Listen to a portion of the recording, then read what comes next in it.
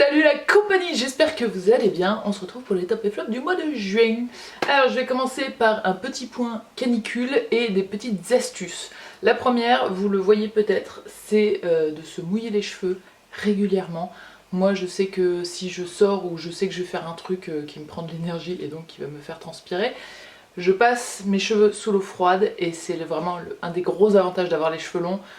Ça ruisselle, ça dégouline, c'est humide, donc ça rafraîchit la tête. Et comme le bout de ma petite tresse continue à goûter joyeusement, et bien, alors faut faire avec des vêtements auxquels on tient pas trop, mais mes vêtements sont un peu humides aussi et ça fait trop du bien. Donc c'est ma seule astuce, hein, donc je sais pas pourquoi je dis premier. Deuxième truc que je rekiffe, attention, c'est le café frappé. Donc je mets moitié café, moitié lait et plein de glaçons. Si vous digérez mal le lait, vous mettez un lait végétal ou plus d'eau, ou voilà, j'adore. Et le troisième truc, c'est qu'on va trouver un côté positif, et ben quand il fait ce temps-là, le linge il sèche super vite et c'est trop cool. Voilà, c'est fini pour la parenthèse météo. Alors, pour ces top et flop, je vais commencer par, tiens, des produits maquillage comme à l'ancienne, j'ai envie de vous dire. C'est la marque Lily Lolo, vous l'avez peut-être vu, je m'en suis servi dans ma vidéo de la semaine dernière. C'était le site internet Mon Corner Bay qui m'avait envoyé des produits. J'ai pu en tester pas mal et dans ceux que j'ai testés, j'ai 3 gros kiffs. Alors on va commencer par le primer pour les fards à paupières qui se présente comme ça. Alors il a 2 couleurs, je vous cache pas que ça fait pas une différence énorme laquelle vous mettez, donc c'est très bien, il y en a 2 fois plus. C'est un primer assez crémeux, donc vous passez votre doigt, vous vous mettez sur votre paupière, normal, il y a un petit miroir, donc c'est pas mal fait. Packaging simple et efficace, pas de fioritures, tout ce que j'aime. Les fards tiennent bien, ils sont plus pigmentés, il n'y a pas d'effet un peu gras sur les paupières et tout. Il est très bien. Ensuite, là c'est Revelation, c'est le mascara qui s'appelle Big Lash. Toujours de chez Lily Lolo. C'est mon nouveau mascara préféré, c'est clair. La brosse est un peu grosse, elle peut faire un peu peur, mais si vous y allez pas trop vite, il n'y a pas de souci. Il sépare bien les cils. Et surtout, ce qui m'a le plus surprise, c'est qu'il les recourbe un petit peu, je trouve. En tout cas, il les tient assez droit. Là, j'ai que ça. J'ai un peu de crayon noir, mais sinon, j'ai que du mascara. Et je trouve que ça fait trop bien le job. Méga coup de cœur, vous allez le revoir c'est sûr dans mes prochaines vidéos make-up. Et l'autre méga coup de cœur, ce sont les ombres à paupières Lily Lolo comme ça, c'est des poudres minérales, donc vous avez un petit tamis, vous l'ouvrez et vous avez de la poudre qui sort, donc c'est des pigments, c'est pas pressé, c'est vraiment des poudres libres. Et je vous invite à aller voir si ça vous intéresse ma vidéo de la semaine dernière. Les résultats sont fous, moi j'ai 3 couleurs et les 3 je les trouve dingues. Avec un seul fard en fait, vous en mettez partout sur la paupière et vous avez un maquillage de ouf. Donc voilà, les 3 que j'ai, je les aime et c'est 3 couleurs que je porte très facilement. Mais si vous voulez une couleur qui rend vraiment ce qu'il y a dans le pot, allez-y, ils sont top. On va passer maintenant à un produit aussi, mais c'est pour l'hygiène dentaire. Attention, c'est pas un sujet dont je vous parle très souvent. C'est la marque Foreo qui m'a contactée. Alors Foreo, vous les connaissez peut-être pour les espèces de, vous savez, les petites brosses soniques rondes là, qui ont des tout petits picots en silicone et qu'on se passe. À la base, ils me contactaient pour ça. Et moi, j'ai eu une de leurs concurrents il y a quelques années et j'avais bien aimé, mais je l'avais pas gardé dans ma routine et du coup, je voulais pas spécialement réavoir un produit qui finirait dans un tiroir. Donc ils m'ont dit bah c'est pas grave, mais si tu veux essayer autre chose et tout. Et en fait, cette semaine-là, c'est la semaine, je sais pas si vous vous souvenez, j'avais commencé une vidéo un peu endormie comme ça parce que j'avais eu une carie. Je sortais de chez le dentiste qui m'avait dit essayez de vous brosser les dents de façon un peu plus soft. Et sur le site de Foreo, il y a des brosses à dents. Et c'est des brosses à dents en silicone qui sont censées être très douces pour les gencives. Je me suis dit, c'est un petit peu les étoiles qui s'alignent sur cette semaine de la dent. Et du coup j'ai demandé à Foreo si je pouvais tester une de leurs brosses à dents. Je tiens vraiment à les remercier parce qu'ils ont été super cool. Ils m'en ont envoyé 2 pour que mon copain puisse en avoir une. Parce que je vous dis pas l'état de jalousie totale quand j'ai reçu ma brosse à dents. Et donc vraiment je les remercie infiniment. Donc là vous avez la Issa 2 qui est la plus grande des deux et la Issa Mini.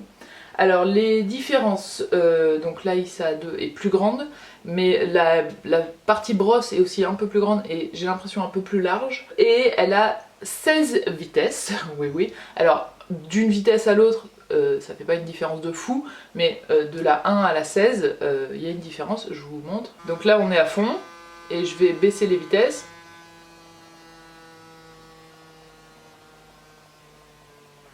Vous voyez, ça fait ça. Et la Mini 2, alors elle a pas de vitesse, par contre elle a un petit smiley content ou pas content selon le temps que vous passez à vous brosser les dents. Donc si c'est pas assez longtemps, c'est le petit smiley pas content qui s'affiche, donc ça c'est rigolo, notamment pour les enfants, je pense que ça peut être très très cool. Une des grandes forces de Foreo, c'est les batteries. Celle-ci, elle se recharge une fois par an, et la jaune, je crois que c'est 1 à 2 fois par an. Ça va, c'est très très honnête.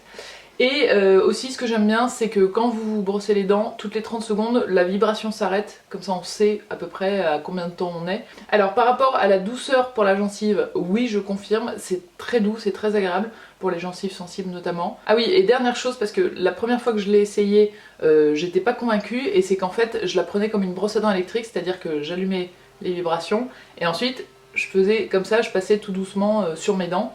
Or, non, il faut mettre les vibrations, mais se brosser les dents de façon normale, donc vous faites des ronds ou vous passez comme ça délicatement bien entendu, mais il faut se brosser les dents, et là le résultat est vraiment très très agréable. Et enfin, un dernier produit dont je voulais vous parler, c'est le champ de fleurs. Si vous avez vu ma vidéo où je vous parlais de mes problèmes de dos, vous savez de quoi il s'agit. En gros, c'est un tapis avec plein de petites fleurs en plastique dessus, et ça fait un peu tapis de fakir. Vous avez des petits pics et vous vous allongez dessus pour vous soulager des maux de dos entre autres, mais ça peut être pour d'autres parties du corps. Donc la dernière fois que je vous en ai parlé, ça faisait qu'une semaine que je l'avais, je vous avais dit que je vous tiendrais au courant. Donc là ça fait 1 mois et demi que je l'utilise. Alors pour être clair, c'est pas le remède miracle, j'ai pas ouais plus mal au dos, c'est génial, et je pense qu'il faut vraiment pas le voir comme ça, je pense qu'il faut le voir comme un complément de sport. En gros, si vous avez mal au dos, il n'y a rien qui vous fera plus de bien que de rebouger, remobiliser, remuscler. Donc vous faites une activité physique, mais en complément, c'est un énorme kiff de détente, vraiment c'est trop bien. D'ailleurs vous êtes plusieurs à m'avoir parlé sous ma dernière vidéo de oui je l'ai essayé, oui c'est ouf, oui ma mère l'a essayé, ça lui a changé la vie et tout. Donc j'ai l'impression que les retours sont quand même très très positifs. Je continue à l'utiliser tous les soirs, c'est le rituel. Je le mets sur mon lit, je m'allonge dessus et 9 fois sur 10, voire plus, je m'endors dessus. Donc c'est pour vous dire qu'on est quand même bien détendu dessus. C'est inconfortable parce que ça pique quand même la première minute, et puis dès qu'on est un peu détendu dessus, on oublie complètement que c'est inconfortable, et quand on l'enlève en fait on a le dos tout chaud.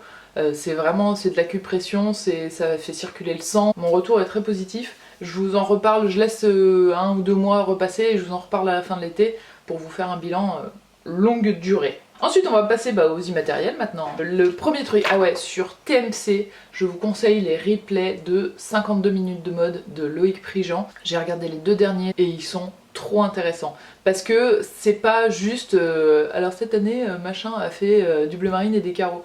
C'est pas une description de défilé de mode, il y a une analyse de la mode, une analyse des tendances, un truc, il y a un peu d'histoire, il y a un peu de culture, il y a un peu de trucs qui se croisent et tout, et c'est hyper riche, c'est hyper beau. Et si vous voulez regarder, pensez à moi en voyant le défilé Céline automne-hiver 2019. Je veux vivre dans ce défilé en fait, c'est des grosses jupes culottes, des grosses jupes, en gros tweed bien épais, c'est bien strict, bien sévère, ça fait bien, je trouve, prof d'anglais, mais hyper classe, et je veux trop ça. Bon quand j'aurai les moyens de me payer une jupe culotte de Céline, eh bien je vous rappellerai, bien sûr. Mais en tout cas, les émissions sont hyper bien. Sinon, avant de parler de films, je vous parle de livres. J'ai enfin fini Miss Peregrine, et je dis enfin parce que sur la fin j'ai complètement décroché. Je suivais plus du tout, et les 2 derniers chapitres j'ai fait de la lecture diagonale, comme on appelle ça, c'est-à-dire que moi je fais la première page de chaque paragraphe, la première ligne pardon de chaque paragraphe, et j'avance. Quand il y a un passage où j'ai l'impression que c'est plus intéressant, je m'arrête, mais complètement décroché. Donc je vais essayer de regarder le film pour remettre tout dans ma tête. En fait j'ai fait une pause de 15 jours au milieu, et à partir de là, alors que le début j'avais vachement bien aimé, donc c'est un peu dommage. Et là j'ai attaqué le The Tattooist of Auschwitz, le tatoueur d'Auschwitz, et je suis qu'au début donc ne me dites rien, mais pour l'instant j'aime beaucoup, j'ai dû lire 4 ou 5 chapitres, et c'est vraiment un point de vue auquel je n'avais jamais pensé. Et oui, on les tatouait tous, donc il y a bien quelqu'un qui le faisait, et je trouve ça hyper intéressant d'avoir ce point de vue sur cette période affreuse. Ensuite, je vais passer au film. Alors, premier film, c'était, attention, La Princesse des Glaces. J'étais avec ma filleule et son petit frère, et on devait voir Aladdin, que j'avais déjà vu et pas trop aimé. Et j'étais là, bon, si c'est pour eux, allez, j'y retourne. Et en fait, c'était complet. Petite victoire personnelle de la marraine. Et le cinéma avait mis en parallèle la Princesse des glaces, ouais voilà.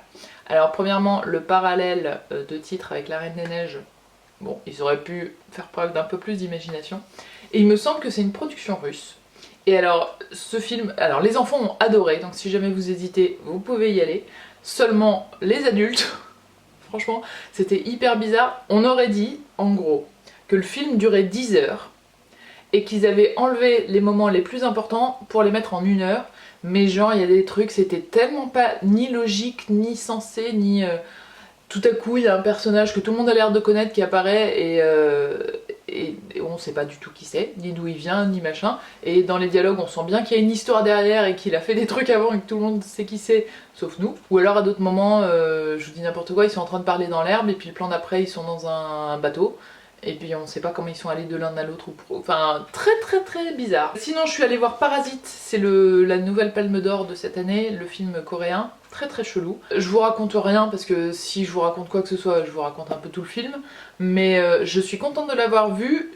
Je sais pas si j'ai aimé ou pas, mais j'ai passé un bon moment, donc voilà, c'est déjà ça. Le seul truc, et alors c'est très rare que je pense ça, mais je trouve que l'affiche n'a rien à voir avec le film. Je comprends pas du tout pourquoi ils ont fait cette affiche. Je m'attendais franchement à quelque chose de complètement différent. J'avais pas vu de bande-annonce, j'avais pas vu d'image. Et alors cette affiche, comprends pas. La poule, le couteau, comprends pas. Sinon j'ai vu Nureyev, le biopic sur le danseur. Et bah là, comme je vous disais le mois dernier, j'ai attendu. J'ai trouvé ça... lent, mais il y a des films où c'est lent et c'est beau et on est dedans et tout, et là c'était juste lent et lent et lent. Il y a un petit truc où on se dit ah c'est pour ça qu'ils ont fait le film, mais ça dure 10 minutes sur tout le film et non, trop long. Et sinon je suis aussi allée voir Le Dain hier soir, et Le Dain bah c'est pareil, hein, c'est long. Et long, et lent, et long. Et alors c'est Quentin Dupieux, je sais pas si vous connaissez ce réalisateur, mais il fait que des films un peu chelous, un peu bizarres et tout. Et il y en a que j'ai bien aimé, genre Rubber, que j'avais trouvé trop cool. Et d'autres comme Le Dain, où on se dit ouais, en fait c'est cool d'être décalé, mais à un moment faut qu'il y ait autre chose quoi. Tout le film peut pas reposer sur le fait d'être décalé ou sur une bonne blague. Et qu'on étire.